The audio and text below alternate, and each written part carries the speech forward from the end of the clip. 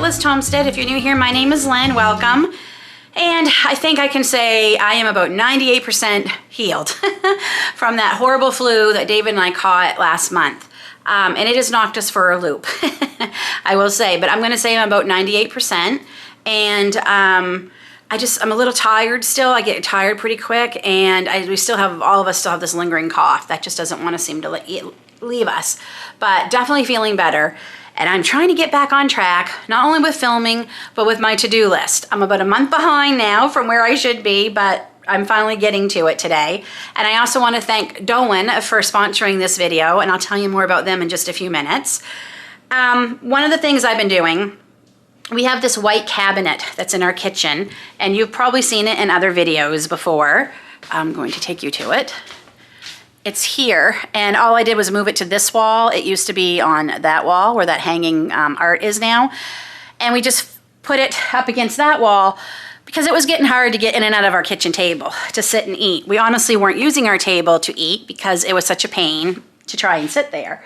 So we've moved that, and that cabinet houses my cookbooks. I organized all my cookbooks the last few days. I bought some bookends from Amazon. It's hard to see in there, but they are in there to make it, because I couldn't find anything. It was such a mess. And these are seasonal mugs. But now it's nice and neat. I still have some more to go through. I have them in another spot, which I'll show you in a second. But we did that. And underneath here, I had teas. So many teas. Teas I had forgotten I had. So I took them all out, and this is where all our storage containers for leftovers and freezer meals and things are kept now. I used to have them over in my cabinet that you always see behind me in a lot of my videos, and I hated it because there's no doors, and I hated seeing all this Tupperware, Rubbermaid, you know, basically storage containers. I hated seeing it, and it fits in here pretty good with the baskets they're in. So now they're out of sight. And the problem with keeping all my tea there was that the tea was out of sight. And when I started organizing it, I found teas I completely forgot I had bought like a while ago. Ta-da! So now, this is where the Tupperware was underneath here. Underneath here now is like our hot cocoa I have under here, some more recipes I need to organize. I'm trying to organize all my loose recipes over the next couple of weeks and get them into binders. I bought a bunch of binders, so I'm hoping to do that. And all our cutting boards. And I just like it so much better. We actually were considering getting rid of this, but now I don't have to. So these are all my teas, and these were all, majority of these were in bags, sealed up, not even open, because like I said, I forgot I'd bought most of these, because they were out of sight, out of mind, so I would forget to have them. So now they're over here with our kettle. Our kettle used to be over on the white cabinet too. This makes so much more sense. It's over here with the honey, with my tea strainers, because I actually prefer loose tea, but I have been so lazy and just going for the bag tea, and I've made a promise to myself that I'm not buying any more tea until all of this at least is gone. I still have some tea in storage in our pantry, but let's work on this first. My matcha teas, which I love, but again, I forgot I had them. So I'm really happy with how that turned out. Grace helped me with this morning. It looks pretty, more organized, and they're not out of sight, out of mind anymore. So that is one of the things I wanted to get done today. So some of the things we're gonna do together today. One of those things is make some more household cleaners. If you've been here before, you know I like to make my own cleaners. I prefer using natural products for cleaning, and vinegar is the best cleaner ever. And I usually make it with, thyme, lemon, oranges, things like that. But going through all my teas, I found a container full of lavender flowers, if you can see them there, and lavender greenery, which has just as much a scent as the flower. And this is stuff I grew the last couple of years, and I dried. And I'm like, you know what? I am gonna make some vinegar cleaner with all this lavender, and that gets another container off my shelves, and get this to start steeping, for lack of a better word. So by the time we're really going to be into some spring cleaning, it should have a nice lavender scent. Lavender is actually one of Gracie's favorite scents. So I know she'll enjoy cleaning with this. And it couldn't be easier. So I have probably about a half a cup of the plant particles and maybe a quarter cup of the flower petals. I buy my vinegar in bulk at Costco because they are the best price for it. And this is also for canning. It's also the 5%, I believe. So we are just going to fill this up, put it over on my shelves with the rest of my vinegar cleaners, and let it sit as long as we want. And when you fill up your spray bottle, you just add more vinegar, just keep adding more vinegar.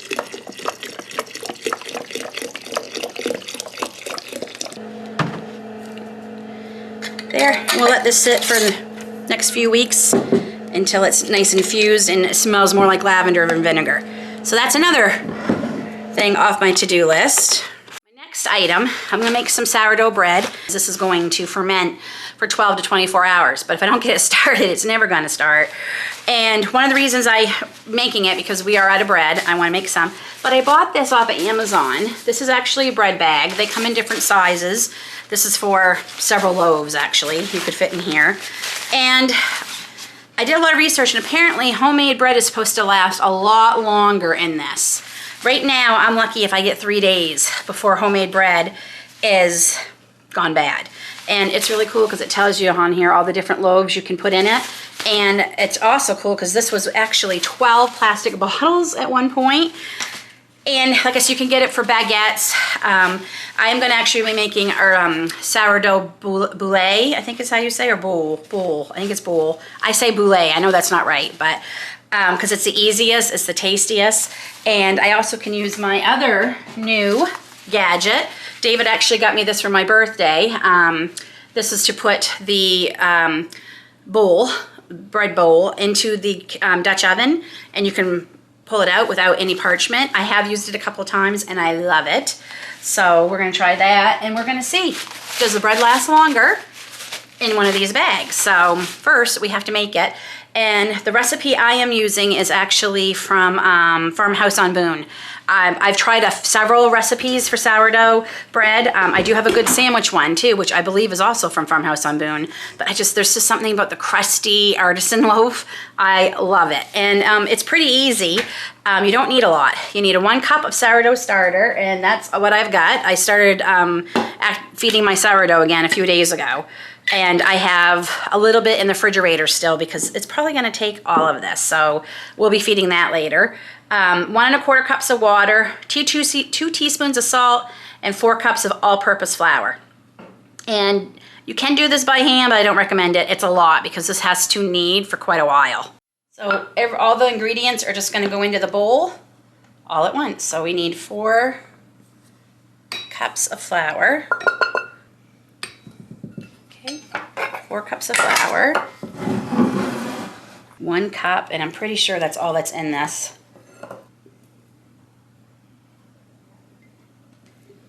One cup of our sourdough starter, and it smells amazing. That smells really good, actually. 1 1/4 cups of water. I'm gonna hold off about 1/4 cup to see if I need the full 1/4 cup. And 2 teaspoons of salt. Okay. And you're just gonna need this. It's going to take a good, anywhere from 5 to 10 minutes. You want to see it start pulling away from the sides. It should be very stretchy, and if you could stretch it and see your window, a newspaper or print or something through it. Ooh, hot chocolate. Make sure you hit the thumbs up button. Hey, who took my hot chocolate?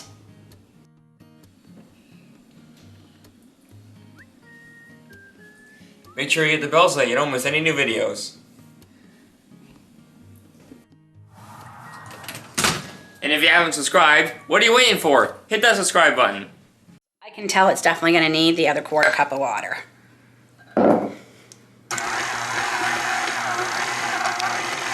Okay, so it has come away from the bowl. You can see that. And we are going to put it into a greased bowl right here. Cover it with plastic wrap and let it ferment 12 to 24 hours, it's probably going to be the 24 because 12 would be 1 in the morning and I'm not coming down at 1 in the morning to make the bread. So I will finish this up tomorrow morning. So I need to get some grease for this bowl. I just want to show you. You can see how it's not dry. It's sticky a little bit and it's not dry at all. It's not breaking apart. That's what you want. If you find yours is still too dry, put it back in and let the machine knead it again for a few more minutes. Okay. So I'm going to put this in my bottom oven with just the light bulb on, and I find that keeps my temperature around 70, 75 for my sourdough perfectly. The next thing on my to-do list is actually something Gracie requested. I have not made these in forever, and I don't know why, because one, they are so easy. So easy. They taste amazing, and they're actually good for you cookies, believe it or not, and they're no-bake, so it's win-win, and everything goes into one pot. And they are called chocolate no-bake cookies, and I will leave the link to the description down below. We call them mud cookies. I'm not sure how that started. It started quite a while ago, but I think the kids called them that when we started making them because they kind of do look like mud pies. You know, you may remember making them. So I'm going to tell you the ingredients, and Gracie's actually going to do everything in a pot on the stove. So you're going to melt everything down. So you are going to need just 6 ingredients. Baking cocoa, a 1/4 cup of coconut oil. You can use butter. We're using oil because, one, we have so much of it and it's good for you, so we want to start using that. You need a 1/2 cup of maple syrup or honey, or another sugar of your choice. Like I said, we were trying to keep these very healthy, so we're going to use maple syrup. A little bit of vanilla. We are also using a all-natural peanut butter. There's no sugar in this.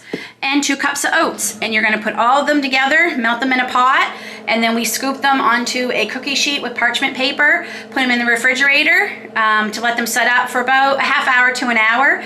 And we do keep them in the refrigerator afterwards too. We'll put them into like a container. And that's all there is to it. These are delicious. These are so good that Gracie actually chose to make these in 9th grade for one of her classes. They had to do a recipe, and this is what she chose to make and take in. I'm telling you, they're very delicious, and they're good for you. There's no refined sugar in these. There's no flour. My oats that I'm using are gluten-free oats, so they could even be gluten-free. And you can add some more chocolate chips in if you want, or coconut. We prefer not to. We just leave them like this. One, our boys, David and Aiden, hate coconut. So while Grace is melting all that down for you, I'm going to tell you a little bit more about our sponsor today, Danan. When Danan reached out to me and asked if I would be interested in trying their pasta dishes, I said absolutely. I've already been using one of their butter bells for 2 years now and absolutely love it. So I knew the pasta dishes were probably going to be fantastic, and it did not disappoint. And how beautiful are these pasta dishes? This one is like a teal color. That's like a navy blue on the outside. We have the red and the yellow. And these are stunning. We've used them several times. They've gone through the dishwasher, no problem. I absolutely adore these pasta bowls. We don't use them just for that. It's not just pasta that you can use these pasta bowls for. I often serve our salads in them. We love to use these to hold our loaded nachos, fajitas, any kind of soups or stews, plus, obviously, all my pasta dishes that we love. The code you need will be down below here, bucket list, and that is the claim code that you will put in with the special link that I will share down below. The code down below will get you 25% off for my subscribers only if you use that code, and that code is good until February 29th. Thank you to Danan for sponsoring this video. It's companies like you that help make my channel possible. I just wanted to show you Grace decided to make them into bars instead, which you can absolutely do too. So these will go in the fridge until they set up, at least probably an hour, and then we will cut them into squares. So, oh, they smell delicious. Day 2 of my busy trying to get back into the rhythm of my to-do list, and our bread rose beautifully all through the night, and I got up this morning, but it was a very, very sticky mess. Hopefully it's still going to work. I did the best I could, as you can see here, but and then we put it into the bowl. We've let it rise. It's been a couple hours, so you're gonna let it rise another 2 to 4 hours or till double. And this is a great tool to have when you're doing sourdough. because it's probably still gonna be sticky. I can see it is. And you don't need this by any means. You can use parchment. I highly recommend these. Like I said, David got these for me for my birthday last fall, and I absolutely love them. It came in a pack of 2. He also got me like a starter jar with the temperature on it and everything that I love, but I had to wash it because I had starter in it. So my oven has been preheating for 500 degrees, or at 500 degrees for over an hour with my Dutch oven in there getting nice and hot. And we're gonna turn this out onto a little bit of flour first. And hope it's working. I don't know, I'm a little, oh wow, it is. Really worried about how sticky and soft it is. If I can get it to work, I think it's gonna be a great bread. Okay. Well, it's not as sticky as it was, so that's good. And we're gonna try and shape it. So yes, this morning I punched it down, pushed it out, and then tried to shape it into the bowl as much as I could, which is what we're gonna do here, a ball. And then we're gonna put it right on. So this is where you would use parchment or these Silpat sourdough. I'm not even sure what to call them. Silpat sourdough slings. There, that's what we're gonna call that. And it's great because there are rings on here. So I'm just gonna let it fit. I am a little worried, I'm not gonna lie, but I'm gonna share it, success or not, because I want you all to try sourdough and not be as intimidated by it as I was for so long. So again, I got this off of Amazon. You don't have to do this. You don't have to use this. I will link everything down below. It does just make it a little bit pretty, and I am by no means good at this. I am trying. I've been practicing, so we're gonna try like something like this. But you can just use a sharp knife.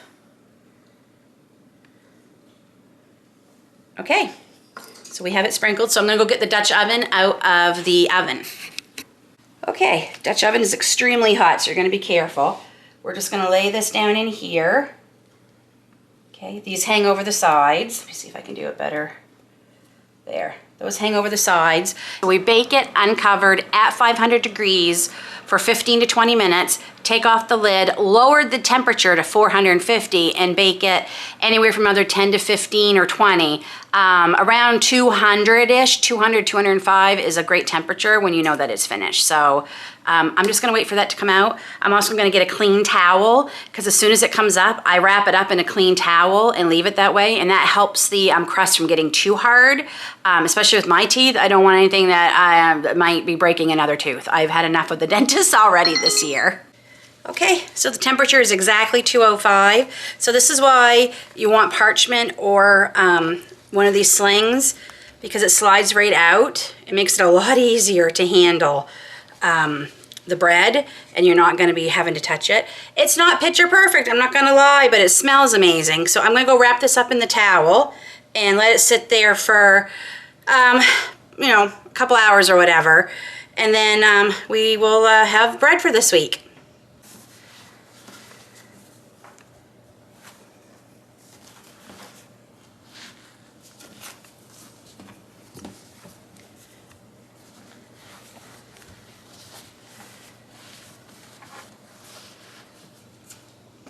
And that ends my 2 days of trying to reset my house. Get back into the whole rhythm of housework and homemaking and all those good things. So I will be storing it in my bread bag, if you remember from yesterday. Gracie, if you could find that for me. Oh, thank you. My bread bag, we'll be storing it in this, and I will give you an update on how long it lasts. Typically, like I said, I got 3 days before we started seeing mold if we didn't eat it all. We'll see if we can, even if we could get 5 days. 5 days would be enough for us to probably, our family, to go through a loaf. Not everybody eats it, but yeah, that 5 days would be perfect. So thanks for coming along with me again as I got some stuff done. I hope you're all doing well. Until then, take care, God bless, and we'll see you all soon.